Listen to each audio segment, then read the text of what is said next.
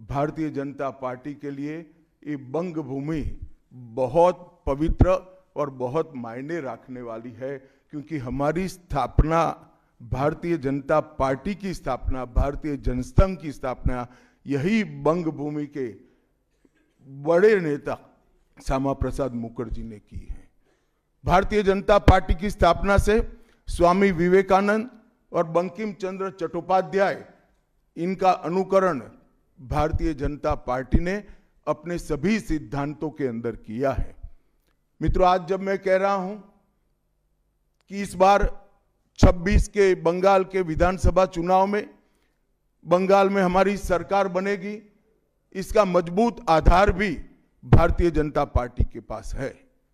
मैं आपको 2014 से 2024 तक के चुनाव के यात्रा के परिणामों को बताना चाहता हूं। 2014 के लोकसभा चुनाव में हमें 17% वोट मिले थे और 2 सीटें मिली। मेरी बात जरा सभी पत्रकार बंधु ध्यान से सुने। 2014 के चुनाव में हमें 17% वोट और 2 सीट मिले थे। 2016 के विधानसभा चुनाव में हमें 10% वोट मिले और विधानसभा की केवल 3 सीटें मिली थी। फिर 14 से 19 के बाद 19 के लोकसभा चुनाव में हमें 41% वोट मिले और 18 सीटें मिली। और 21 के विधानसभा चुनाव में हमें 38 वोट मिले और 77 सीटें मिली।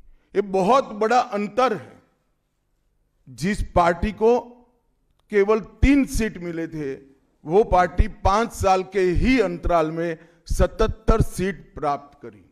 और इसका नतीजा देखिए, कांग्रेस, जिसकी एक प्रकार से स्थापना ही बंगाल से शुरू हुई, वो कांग्रेस पार्टी बिग जीरो पर पहुंच गई।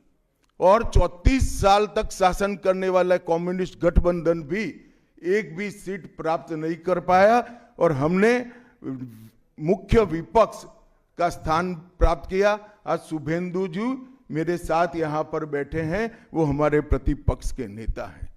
24 के चुनाव में भी हमने 39% वोट प्राप्त किया, 12% सीट प्राप्त की, 12 सीटें प्राप्त की। और 26 में हम निश्चित रूप से प्रचंड बहुमत के साथ भारतीय जनता पार्टी की सरकार बनाने वाले